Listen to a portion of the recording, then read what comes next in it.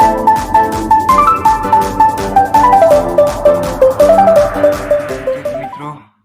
Gujarat engineering એકેડમીમાં તમારું ફરી એકવાર સ્વાગત કરી છીએ. આપણે સૌથી પહેલાં એક પાર્ટ એ તરીકે વિડીયો બનાવી નાખ્યો, બરાબર. એમાં આપણે ઘણા બધા ટોપિકને કવર કર્યા.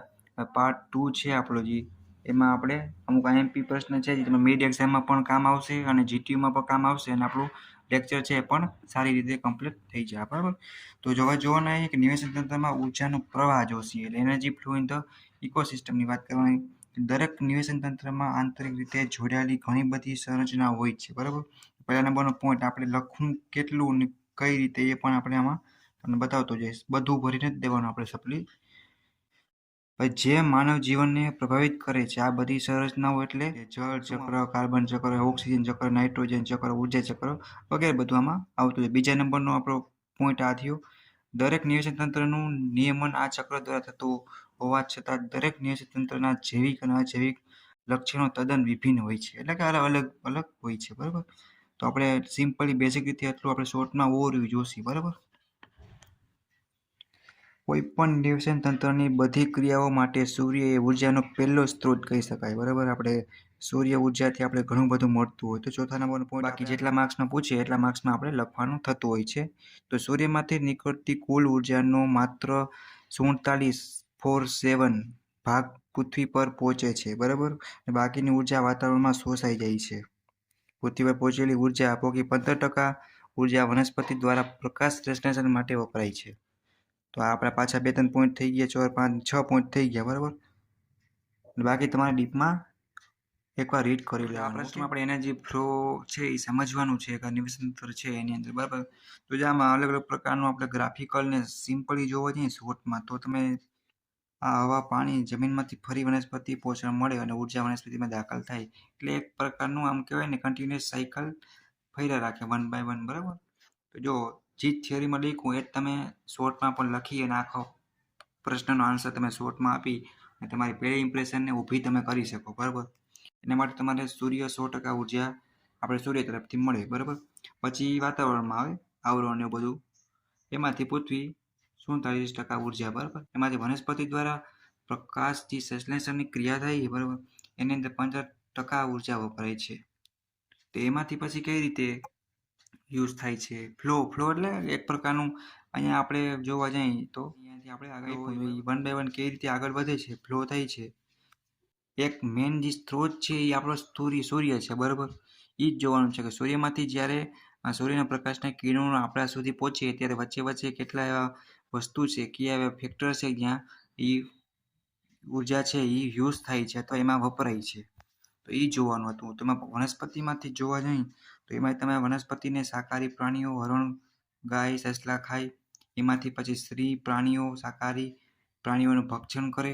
એમાંથી પ્રાણીઓનું મરણ થાય અને મૃતદેહો જીવાણુ દ્વારા નાના રજકણોમાં વિભાજન કરે છે. વિભાજનથી મળેલા તત્વો પાણી, જમીનમાંથી વનસ્પતિ પોષણ મેળવે છે. આવી રીતના એક પ્રકારનું કન્ટિન્યુઅસ ચાલ્યા રાખે છે. પહેલો સ્ત્રોત જે થયો હોય આપણે તમે લાઈનમાં પણ કરી શકો, એવું નથી કે આપણે આવી રીતે લેવું ઊભું પણ લઈ શકો. આખો આન્સરનો જવાબ શોર્ટમાં તમે આટલું તમે યાદ રાખી શકો તો આવી ગયો. આપણે ભરી લખવાની કશું જરૂર નથી, બરાબર. તો હવે જોઈએ કે પોષણ કડીમાં આહાર અને ઉર્જાનો પ્રવાહ નીચે મુજબ વહે. વનસ્પતિ ઉત્પાદકો આવશે, પ્રથમ ક્રમનો ભક્ષક, દ્વિતીય ક્રમનો ભક્ષક, એને માંસાહારીમાં અને મોટા માંસાહારીઓ અને સડાવનાર, બરાબર. આટલું આની અંદર આવશે. આ તમે સિમ્પલી લખી નાખો અને તમે એક્ઝામ્પલ આપી દો એટલે તમારું કામ પૂરું થઈ જાય, બરાબર. તો પછી નેક્સ્ટ જોવા જઈએ તો પોષણ કડી એટલે ચેન, બરાબર, ફૂડ ચેન. તો એટલે શું આનું મિનિંગ થશે કે ઉત્પાદકો રૂપાંતર કરનારોએ પેદા કરેલા અકાર્બનિક તથા સેન્દ્રિય તત્વોમાંથી પોષણ મળે, બરાબર. પહેલો પોઈન્ટ તમારો આ લખવાનો. બીજા નંબરનો પોઈન્ટ તમે અહીં લખી શકો, તૃણાણીઓ ખોરાક માટે ઉત્પાદકો ઉપર આધાર રાખે. માંસાહારીઓ ખોરાક માટે ઉત્પાદકો, તૃણહારીઓ, માંસાહારીઓ અને રૂપાંતરો વચ્ચે ખોરાક બાબતમાં એક કડીની રચના છે. તો આ પ્રકારની કડી છે એ બધેમાં એક પ્રકારની રચના છે, બરાબર. માંસાહારી છે કે જે માંસ નથી ખાતા, 1 by 1 આખી છે એના ઉપર આધાર રાખે છે, બરાબર. એ આપણે શું કહીએ કે એક પ્રકારની ચેન બની, સાયકલ થઈ એક પ્રકારની, બરાબર. એ કન્ટિન્યુઅસ હાલ્યા રાખે છે. તો તમારે આને પણ શોર્ટમાં લખવું હોય, સૌથી પહેલાં ઇમ્પ્રેશન પાડવી હોય તો સૌથી પહેલાં તમારે આટલી વસ્તુ લખવી પડે. તમે આ લખો કે ના લખો પણ આ લખી નાખો. ઉત્પાદન થાય, પછી તૃણાદીઓ આવશે, માંસાહારીઓ આવશે અને રૂપાંતરકો. બરાબર, તમારે આટલી વસ્તુ મસ્ત એરા મારીને આ ખાસ કરી નાખવાની. હવે આપણે જોઈને ઉપર આધાર રાખીએ. બરાબર, તમને ખબર પડી ગઈ. જેને શું કહી શકાય? પોષણ કડી, ફૂડ ચેન કહેવાય. તમારી વ્યાખ્યા પણ થઈ ગઈ. બરાબર, જુદા જુદા પ્રકારના નિવસન તંત્રમાં અલગ અલગ પોષણ કડીની રચના થાય. જેમ કે ઘાસ છે એ એક પ્રકારનું ઉત્પાદન થયું, ઉંદર, તૃણાદી, સાપ, માંસાહારી, ચામડી. બરાબર, તો અલગ અલગ પ્રકારનું થતું હોય છે. તમારે એકવાર મસ્ત રીડ કરી લેવાનું. તો હવે તે જ રીતે આપણે જોવા જઈએ, જલીય નિવસન તંત્રમાં નીલજરંજક ધરાવતી વનસ્પતિ, લીલ કે શેવાળને પ્રાણી પલવકો ખાય છે અને પ્રાણીઓ પલવકોને માછલીઓ ખોરાક તરીકે વાપરે છે. તો એને શું થયું? વનસ્પતિ છે તો ઉત્પાદન થયું. આ તૃણાદી અને માંસાહારી માછલીઓ. એ પ્રકારની તમને ડ્રો કરીને સમજાવવું હોય તો તમે સિમ્પલી ડાયાગ્રામ ડ્રો કરી અને તમે આખું દર્શાવી પણ શકો. આ એક પ્રકારની ફિગર થઈ. ફિગરની ઇમ્પોર્ટન્ટ આપણે પહેલાં આપશે. બરાબર, એના ફૂલ માર્ક છે એટલે એ વસ્તુ તમારે ખાસ ધ્યાન રાખવાની છે. બરાબર, સામાન્ય રીતે જોવા જઈએ આપણે તો નિવસન તંત્રમાં અનેક પોષણ કડીઓ હોય, આહાર શૃંખલા આવેલી હોય. બરાબર, એકબીજા સાથે શારીરિક સંબંધ રાખે અને પરિણામે એક આહાર ઝાડ એટલે કે ફૂડ વેબ. આ શબ્દ તમે યાદ રાખવાનો. ઇંગ્લિશ આપણે યાદ રાખવું પડશે. સબ્જેક્ટ કેવો છે લખવામાં પ્રોબ્લેમ આવશે, ઘણા લોકોને આવેલો છે. બરાબર, પૂર્ણ અને અપૂર્ણ ઇકોસિસ્ટમની વાત કરી તો પૂર્ણ નિવસન તંત્ર 4 ઘટકો કયા આવશે? અજૈવિક પદાર્થ, ઉત્પાદકો, ભક્ષકો અને સડાવનાર. આ શબ્દનો વારંવાર યુઝ થશે એટલે આ આઈએમપી છે, યાદ રાખવા જરૂરી. ઓકે, પછી તમને ડીપમાં પૂછે. અત્યારે આપણે ઓવરવ્યૂ જોશી બેઝિક. બરાબર, તમને લોકોને પણ નીંદર આવશે. હવે આપણે જોવાના છે કે ફૂડ વેબ વિશે જોઈ લે વ્યાખ્યાન શું કાંઈ છે એમાં. કે નિવસન તંત્રમાં ઘણી બધી આહાર શૃંખલાઓ આવેલી હોય છે. બરાબર, આ બધી આહાર શૃંખલાઓ પારસ્પરિક સંબંધોથી જોડાયેલી હોય છે. બરાબર, આ બધી આહાર શૃંખલાઓ જોડવાથી બનતા માળખાને આહાર ઝાડ કહેવાય. શૃંખલાઓ છે ઘણી બધી છે કે નિવસન તંત્રમાં જોડાયેલી હોય છે. બરાબર, એ સંબંધ ધરાવતી હોય એના સાથે. એના કારણે જે આખી ફૂડ વેબ બને છે. તો આ તમારી સિમ્પલ અહીંયાથી એક વ્યાખ્યા થઈ ગઈ. પછી જોઈએ આપણે જીવન ઝાડ બનાવનાર શૃંખલાઓની આ કડીઓમાં જો માનવીય પ્રવૃત્તિઓને કારણે વિક્ષેપ પેદા થાય, એટલે કે અડચણ ઊભી થાય, તકલીફ ઊભી થાય, તો કેટલીક પ્રજાતિઓનો લોપ કે વિનાશ થાય છે. અને આ ઝાડ અમુક વાર આપણા કારણે અથવા આપણે પ્રદૂષણ કરી તો નાના મોટા જીવ ઘણા હોય છે જેને પ્રજાતિ નાશ થઈ જતી હોય છે, વિનાશ થઈ જતો હોય છે અને લુપ પણ થતી હોય છે. બરાબર, તો આ ઝાડ કોઈ એક જીવનની એક કરતાં વધારે સ્તરોમાં હાજરી હોઈ શકે, એટલે કે કોઈ એક જીવ એક કરતાં વધારે સ્ત્રોતમાંથી પોતાનો મેળવતો હોઈ શકે છે. એવું નથી, ફિક્સ નથી, ગમે ત્યાંથી થઈ જતું હોય છે ભાઈનું. બરાબર, કે આ રીતે વિવિધ આકાર કડીઓ જોડાઈને આહાર ઝાડ બને. આહાર ઝાડ એટલે બધું એકબીજા મિક્સિંગ હોય. બરાબર, એવું ને ખૂબ જ ગુચડાવાળ ભરેલું નેટવર્ક છે. એ તો જોઈને જ લાગે આમાં તો. બરાબર, તો ફૂડ વેબ 1 છે અને ફૂડ વેબ 2 છે. બરાબર, સિમ્પલી જોવા જઈએ આપણે તો તમને આવું કંઈક જોવા મળશે કે food web in a grass land ecosystem. આપણે નવો ટોપિક જોઈએ. બરાબર, કે એલ્ટોનિયમ પિરામિડની વાત કરવાના છે. તો નિવસન તંત્રમાં ઉત્પાદકો અને ભક્ષકો વચ્ચેના અન્યોય સંબંધ વિશે 1927માં ચાર્લ્સ એલ્ટોને ઉત્પાદકોને પાયામાં ગણી પોષક દ્રવ્ય તથા શક્તિ વચ્ચેનો સંબંધ પિરામિડ વચ્ચે સમજાવ્યો. પિરામિડ આપણે સ્કૂલમાં થતું હોય. બરાબર, તમને આઈડિયા આવી ગયો છે થોડો ઘણો. તો પિરામિડ આવું કંઈક છે. બરાબર, તમે જોઈ શકો અત્યારે સમડી છે, સાપ, દેડકો, નાના જીવજંતુ, વનસ્પતિ છે. તમારે આ જ્યારે પિરામિડ નામ પ્રશ્ન ઉપરથી જ તમારો આન્સર છે. તમે પ્રોપર થોડુંક ધ્યાન આપો, તમે થોડું ભૂલાઈ ગયું હોય તો પણ યાદ આવી જાય. અને કદ મોટું હોય એની સંખ્યા છે અને કદ નાનું હોય એની સંખ્યા. બરાબર, આવો તો પ્રશ્ન. નિવસન તંત્રમાં પ્રત્યેક સ્તરે પોષક દ્રવ્ય અને શક્તિ ધીરે ધીરે ઓછા થતા જાય જેથી પિરામિડની રચના થાય છે. એમાં તમે જોઈ શકો સજીવોની સંખ્યા પ્રમાણે બનેલો પિરામિડ છે, સંખ્યા પિરામિડ કહેવાય. જીવભારને અનુલક્ષીને બનેલા પિરામિડને જીવભાર પિરામિડ કહેવાય. શક્તિના આધારે બનેલા પિરામિડને શક્તિ પિરામિડ કહેવાય. અને આ પિરામિડ રચનાને નિવસન તંત્રનું મોડેલ કહી શકાય. આ તમે જ્યારે પણ તમને એલ્ટોનિયન પિરામિડ પૂછાય, બરાબર, આપણે યાદ રાખશે. બરાબર, તમને ગુજરાતીમાં પૂછાય છે. આ શુદ્ધ ગુજરાતી વર્ડ નથી, એ ડેમો તરીકે તમને સમજાવું ને તો. બરાબર, પણ જેટલી વાર આમ જ કરશે કોઈ શુદ્ધ ગુજરાતી વાંચી ગયું હોય તો કન્ફ્યુઝ થતા હોય. એટલે આપણે અહીંયાથી એટલું લખીએ આ ક્વેશ્ચન માટે અને આપણે આ એક લખીએ કેમ કે આ ક્યાં પણ પૂછી શકે અને મસ્ત ફિગર ડ્રો કરી નાખીએ એટલે આખો આન્સર આટલી વારમાં આપણે આવી જશે. બરાબર, જેટલું ફિગરલી ગ્રાફિકલી દર્શાવશે એટલું જ માર્ક્સ વધારે મળશે. તમારે ખોટી થિયરી પણ વાંચવી નહીં પડે. તો પિરામિડ તમે આઈડિયા આવી નિવેશન તંત્રમાં સંખ્યાનો પિરામિડ છે, બરાબર. આજુબાજુ ફિગર તમને દર્શાવેલી છે એમાં જલજ નિવેશન તંત્રમાં સંખ્યાનો પિરામિડ છે અને સ્થળ જ છે, બરાબર. તમને જ્યારે ક્વેશ્ચન પૂછાય તે તમે આ પણ ડ્રો કરી શકો. એટલે જ તમને ડ્રો આ આવડે નહીં, તમે સમજાવવા માટે દોરેલું છે, બરાબર. સમજાવવા માટે તમારું નામ છે એને અંદર લઈ લેવાના, પણ કે નથી બ્લેક પેનથી. રેડી? ને આ પણ તમે ડ્રો કરી શકશો. તો નવો પ્રશ્ન આપણે છે આ આઈએમપી છે, બરાબર. જીટીયુ માટે, મિડ એક્ઝામ માટે અને તમારે સમજવા માટે અને આપણા ખુદ માટે પણ છે અત્યારે.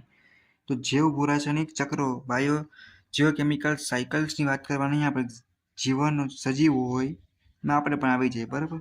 સજીવોને પોતાનું અસ્તિત્વ ટકાવી રાખવા માટે પોષક દ્રવ્યોની જરૂર પડે, એ તમને બધાને ખબર જ છે, બરાબર. આ પોષક દ્રવ્ય ઘન હોઈ શકે, પ્રવાહી કે વાયુ સ્વરૂપે હોઈ શકે છે. બીજા નંબરનો પોઈન્ટ, સજીવોને કાર્બન, ઓક્સિજન, નાઇટ્રોજન, ફોસ્ફરસ વગેરે દ્રવ્યોની વધુ માત્રામાં જરૂર પડતી હોય, જ્યારે sulphur, sodium, potassium, calcium, chlorine, magnesium, લોહ વગેરે દ્રવ્યોની ઓછા હોય છે, બરાબર. આ બધા પોષક દ્રવ્યો સજીવોના શરીરમાં હવા, પાણી અથવા જમીનના માધ્યમ દ્વારા દાખલ થતા હોય છે. તો સજીવના શરીરમાં થતી ચયાપચય અને મેટાબોલિક, બરાબર, ક્રિયાથી આ દ્રવ્યોની શક્તિ અને જૈવ ભરનું રૂપાંતર થાય છે. અમુક ભાગ કચરા રૂપે બહાર નીકળી જાય છે અને પૂર્ણ પર્યાવરણમાં પાછા ભળી જાય છે, બરાબર. પોષક દ્રવ્યોના આ રીતે થતા ચક્રાકાર પરિભ્રમણને જૈવ રાસાયણિક ચક્ર કહેવાય, બરાબર. તો બીજા ચક્રો આપ્યા છે અલગ અલગ, જે આપણે વાત કરી. કેવો આવશે? જલીય ચક્ર, કાર્બન, નાઇટ્રોજન, ફોસ્ફરસ અને સલ્ફર.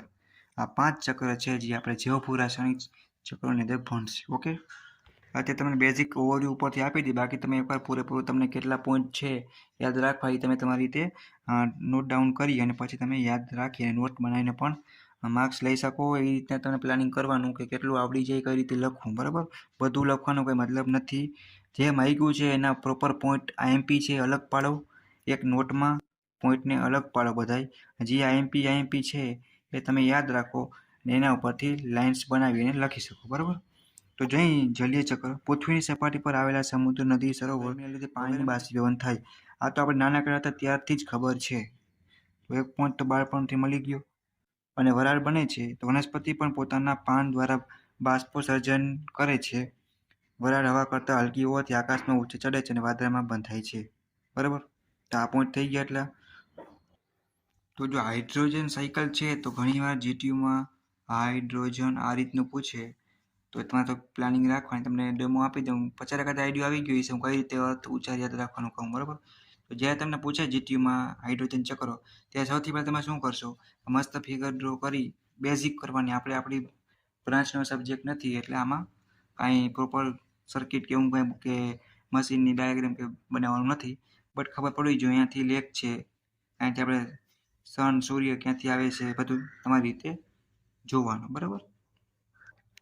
કાર્બન ચક્ર પૂછાય તે સૌથી પહેલાં કાર્બન ડાયોક્સાઇડ એનું સૂત્ર અને બ્લેક પેનથી મસ્ત બોક્સ બનાવીને લખો CO2. પછી તમે આવી રીતના એરા મારી અને લખી શકો. આ આખી થિયરીનો આન્સર અત્યારમાં છે. જીટીયુનો નિયમ છે, ફિગરના 4 માર્ક છે. તમે આકૃતિ સાચી નામની જે સળી દોરશો એટલે તમને ફૂલ માર્ક મળશે, બરાબર. તમારે જોવાનું જરીક છે. આ ડ્રો કરી નાખો અને થોડોક તમે આના ઉપરથી પણ લખી શકો. રેડી? તમારે થિયરી સબ્જેક્ટ છે એટલે તમને તકલીફ ન પડે. તો જીવન સૃષ્ટિમાં કાર્બન અગત્યનું તત્વ છે. સજીવોના શરીરમાં 49% કાર્બન હોય છે. પહેલો પોઈન્ટ તો તમે આ પણ લખી શકો, બરાબર. અને વાતાવરણમાં રહેલા કાર્બન ડાયોક્સાઇડમાંથી રાસાયણિક ક્રિયાથી કાર્બન પ્રાપ્ત થાય. કઈ રીતે પ્રાપ્ત થાય તો તમે કહી શકો. વનસ્પતિ પ્રકાશ સંશ્લેષણની ક્રિયા વડે કાર્બન ડાયોક્સાઇડનો ઉપયોગ કરી ખોરાક બનાવે છે. તો 4 પોઈન્ટ તમારે આ લખી નાખવાના અને બાકી તમારે ફિગર સાચી એટલે ફૂલ માર્ક્સ જીટીયુના નિયમ પ્રમાણે આપણે આગળ ફરી ભરીને લખવાનો કોઈ મતલબ નથી. શોર્ટમાં તમને સમજાઈ ગયું તો ઘણું બેસ્ટ. તો નાઇટ્રોજન ચક્રની વાત કરીએ આપણે અત્યારે. તો નાઇટ્રોજન છે એને જો એનથી દર્શાવી શકાય. સજીવોમાં એક અતિ મહત્વનું તત્વ છે. વાતાવરણમાં નાઇટ્રોજન વાયુનું પ્રમાણ લગભગ 7-8, તમારે આ સંખ્યા યાદ રાખતું જવાનું, બરાબર. 78% જેટલું છે. પરંતુ વનસ્પતિ કે પ્રાણીઓમાં નાઇટ્રોજન વાયુનો સીધો ઉપયોગ કરી શકાતો નથી. બેક્ટેરિયા આ ક્રિયાઓમાં અગત્યનો ભાગ ભજવે છે, બરાબર. આના માટે પણ બેસ્ટ આપણે કરશી 2-3 લીટી અથવા તમને આમાંથી જેટલી પણ યાદ રહી એટલે તમારે જોઈ અને મસ્ત ફિગર ઉપર ફટાફટ આવી જવાનું અને ફિગર તમારે ડ્રો કરી નાખવાની, બરાબર. લીટા ખેંચવાના હે, બટ 1 by 1 પ્રોસેસ આવી જોઈએ. પછી આવશે ફોસ્ફરસ ચક્રની વાત કરી તો સજીવના કોષમાં ન્યુક્લિક એસિડ DNA, RNA અને શક્તિવાહક ATP, બરાબર. ફોસ્ફરસ એક અગત્યનું મહત્વ ધરાવે છે. તો હવામાં ફોસ્ફરસનું પ્રમાણ નહિવત હોય છે અને મુખ્યત્વે ખડકોમાં રહેલા ફોસ્ફરસ કુદરતી પરિબળોથી ઘસાઈને જમીનમાં પ્રવેશે છે અને વનસ્પતિ મૂળ માટે શોષણ કરી જમીનમાંથી ફોસ્ફરસ મળે છે. ફોસ્ફરસ કઈ જ રીતે અને કેવી રીતે મળે તો તમે આવી રીતના કહી શકો. અને અહીંયા પણ બેસ્ટ ડેમો શોર્ટમાં આપ્યો છે જેથી જોવાવાળાને પણ સમજાઈ જાય. ફોસ્ફરસ છે એનું ડાયાગ્રામ તરીકે આકૃતિ તમારે આ દોરવાની થાય, 1 લાઈન 1.5 લાઈન લખીને આકૃતિ દોરી નાખવાની, એમાં આપ્યું જ છે, બરાબર. તો લાસ્ટ છે આપણું સલ્ફર ચક્રની વાત કરવાના છે, બરાબર. સલ્ફરનો વધારે પડતો કેમિસ્ટ્રીમાં એ સબ્જેક્ટમાં ટોટલ ઘણી બધી સજીવોમાં અમુક પ્રકારના એમોનિયા એસિડ ઉત્સેચકો અને વિટામિનના બંધારણમાં સલ્ફર રહેલી છે અને તે માત્ર નાઇટ્રોજન અને ફોસ્ફરસ કરતાં ઓછી હોય છે. પહેલો પોઈન્ટ તમારે યાદ રાખવાનો. સલ્ફર વાયુ સ્વરૂપે હવામાં નાઇટ્રોજન સલ્ફાઇડ H2H અને સલ્ફર ડાયોક્સાઇડ HO2 સ્વરૂપે, ઘન સ્વરૂપે સલ્ફેટ અને સલ્ફાઇડ તેમજ કાર્બનિક દ્રવ્યો સ્વરૂપે જમીનમાં જોવા મળે છે, બરાબર. પછી આપણે જોવા જઈએ ત્યાં સિમ્પલી કે અપૂર્ણ દહનથી સલ્ફરનું સલ્ફર ડાયોક્સાઇડમાં રૂપાંતર થાય છે, બરાબર. આ તમારે ધ્યાન રાખવાનું કઈ રીતે, બરાબર. અને પછી તમારે બેઝિક તમારા પોઈન્ટ તમારે યાદ રહીએ, 2-3 બીજા ગોતી લેવાના અને કેટલા માર્ક્સમાં પૂછ્યું એ સમજીને તમારે વાંચીને રીડ કરી લેવાનું, બરાબર. એનો ડાયાગ્રામ પણ આપ્યો છે, એ સૌથી પહેલાં ડ્રો કરશું આપણે. એક આ લીડનું બટકવાનું ચાલુ રહે, આપણે એન્જિન લીધું એટલે વાંધો નહીં. તો ડાયાગ્રામ તમે ફિગર સાથે દોરી નાખવાનો. આવી રીતના ચોરસમાં બોક્સ તમે આવી રીતના કરી શકો અને ગોલ પણ કરી શકો, બટ પ્રોસેસ 1 by 1 આવી જોઈએ. આ હશે ને એટલે જીટીયુવાળા, ચેક કરવાવાળા, એક્ઝામિનેશનવાળા કોઈ પણ સર મેડમ હશે ને ફિગર સાચીને મસ્ત નામ નિર્દેશન આપેલ હશે એ તમારી થિયરી કોઈ પણ જોશે નહીં, એની ગેરંટી 100%. અને જો પાછી ભાઈ ભટકી ગયા અને શું કરશે, ગેરંટી છે ફિગર સાચી હશે એટલે ફૂલ માર્ક્સ મળશે, બરાબર. જીટીયુના નિયમ પ્રમાણે જ્યારે તમે ક્વેશ્ચન પેપર તમારા હાથમાં આવે ત્યારે તમે સૂચના વાંચો તો તમને આઈડિયો આવી જશે. તો હવે આપણે નેક્સ્ટ આગળ પાર્ટમાં મળશે. અહીંયા પાર્ટ 2 પૂરો થાય છે આપણું નિવેશન તંત્ર ઇકોસિસ્ટમ છે એ ચેપ્ટરનું, બરાબર. તો તમારે સબસ્ક્રાઈબ કરો, તમારા ફ્રેન્ડને પણ મોકલો જે પણ બ્રાન્ચમાં આવતો મેકેનિકલ, ઇલેક્ટ્રિકલ, કેમિકલ, બરાબર. અને હેલ્પફુલ થાય ને સબસ્ક્રાઈબ કરીને અમને સપોર્ટ કરો જેથી કરીને કોઈ પણ નવો વિડીયો આવે તો તમને ડાયરેક્ટ મળી શકે અને તમે લાભ લઈ શકો. આવી રીતના આપણે બધી બ્રાન્ચના જીટીયુના એમપીના વિડીયો પણ બનાવી જ છીએ, બરાબર. અને જીટીયુની કોઈ પણ માહિતી હોય તો આપણે એની ઇન્ફોર્મેશન છે, રેગ્યુલર અપડેટ છે, એના પણ વિડીયો બનાવતા હોય છે. અમુક ફ્રી મટીરિયલ પણ PDF પણ આપતા હોય છે. તો તમે તમારા વિદ્યાર્થીઓને શેર કરો અને તમે પણ સપોર્ટ કરો. અને કાંઈ પણ તમને ડાઉટ હોય, કોઈ પણ બ્રાન્ચમાં હોય, ડિગ્રીમાં હોય તોય પણ કાંઈ વાંધો નહીં, તમે કોમેન્ટ કરો, તમારા આન્સરનું સોલ્યુશન 100% થઈ જશે. Thank you, bye bye. નવા પાર્ટમાં મળશે આપણે પાર્ટ 3માં ચેપ્ટર નંબર 1. ઓકે.